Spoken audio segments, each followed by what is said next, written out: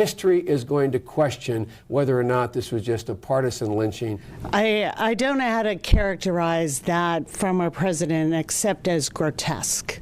It seems to me that the process is being demeaned. And I have great faith in Henry Hyde, but old Henry better get on the job, because unless he figures out how to corral this, no matter what happens, even if the president should be impeached, history is going to question whether or not this was just a partisan lynching or whether or not it was something that, in fact, met the standard, the very high bar that was set by the founders as to what constituted an impeachable offense. And indeed, it is a political lynching. Political lynch mob.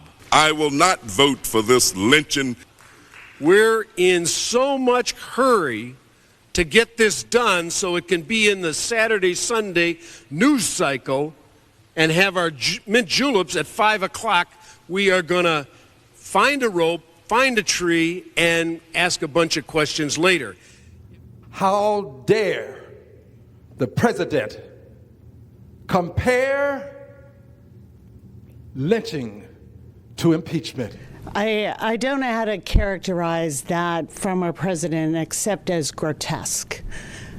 Thousands of African Americans were slaughtered during the lynching epidemic in this country for no reason other than the color of their skin.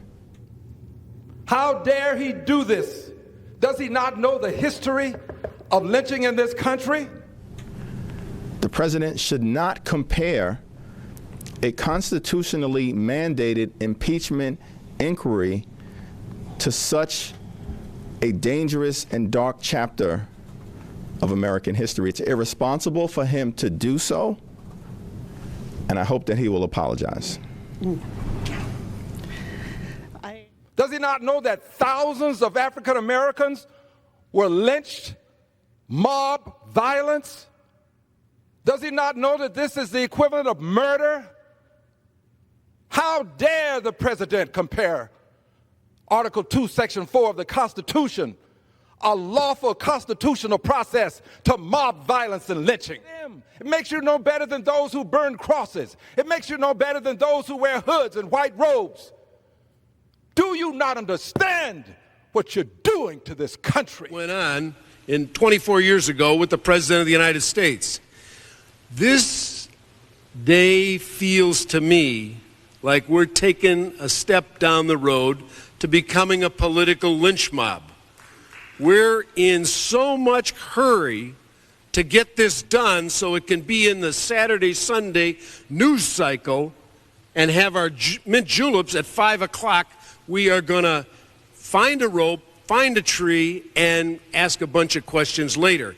It will be too late for fairness. We can go back and get another rule, a fair rule that would give the opportunity to the president, and secondly, to protect those people that even Mr. Starr says needs to be protected, for heaven's sakes. He didn't recommend we rush out here and do this at 100 miles an hour.